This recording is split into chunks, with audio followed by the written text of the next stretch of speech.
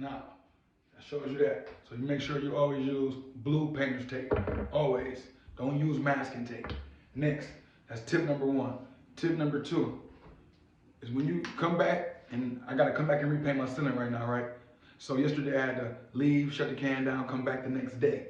When you come back, you always make sure your can is nice and tight. You always want to give it just a little shake. Because if you don't shake it, and you just pour it into your pan, and you start rolling the ceiling, it's gonna be a different color than yesterday. You always want to shake your paint to get a consistent color. Again, shake it. That's it. Tip number 1, tip number 2.